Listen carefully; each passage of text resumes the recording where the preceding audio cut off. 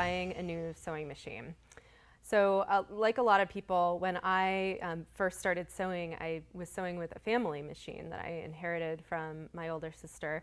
It was an old Burnett, a really wonderful workhorse. I spent a lot of time nurturing and loving that machine, and then one day a critical piece just broke off and I couldn't use it anymore.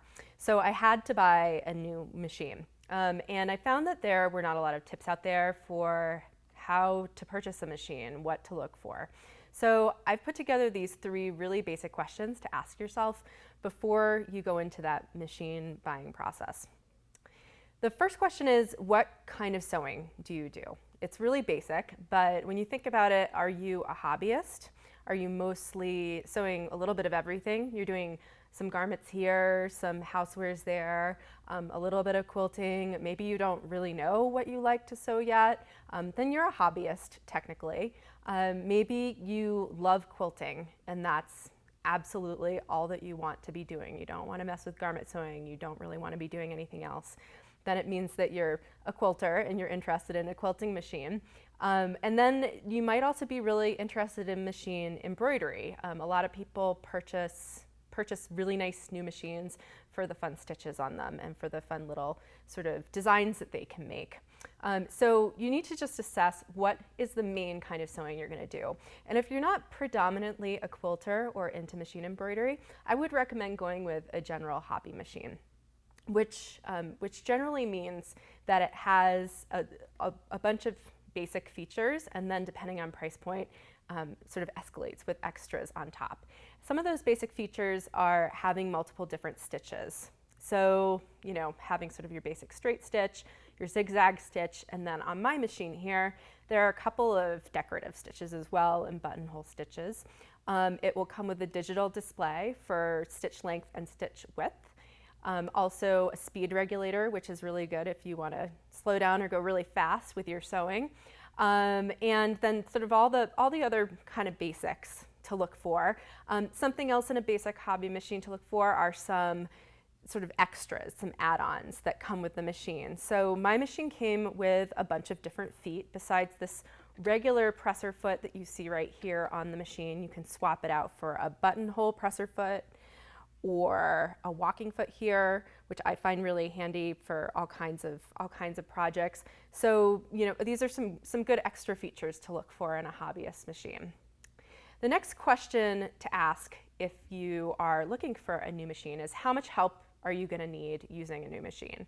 Are you an expert sewer and you have used a bunch of machines in the past and you don't think that you're going to need a lot of help? Or are you a new sewer or relatively new, or you're planning on getting a very complicated new machine and you need a little bit of instruction? The reason why this is an important question to ask is because it's going to determine whether you purchase your machine online or in a store. There are benefits to both.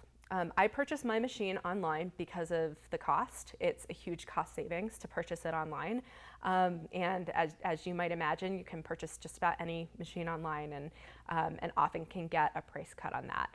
But there are a lot of benefits to buying a machine in a store too.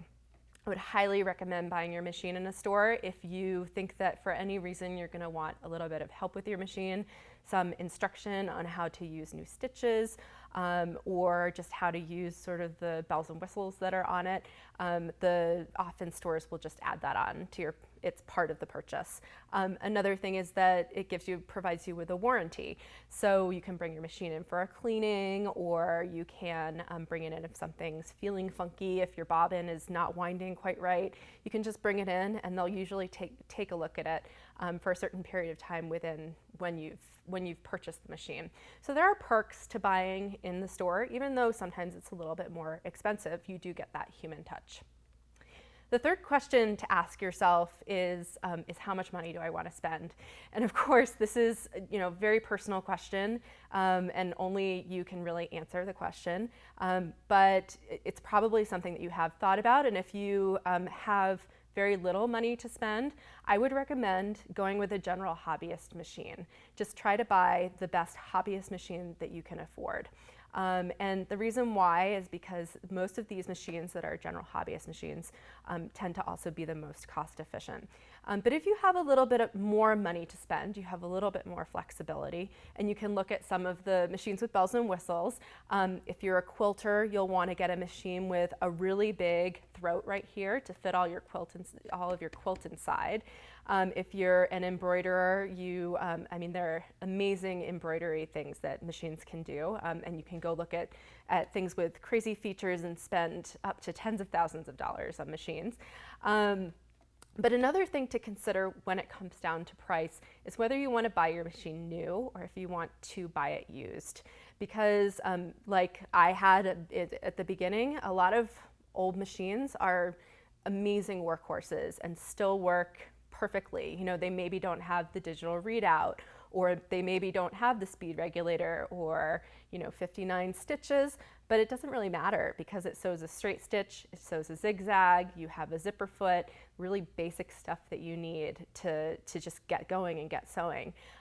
So you can save a little bit of money by buying an older machine, but I would recommend being careful and to just look at the reviews online of old machines and new ones. And if you're considering buying an older machine, to make sure that there are still parts available for fixing it. Because if something does break, like it did on my old machine, if there isn't actually a part to fix it, often it's going to be very, very, very expensive to get it back in operating order.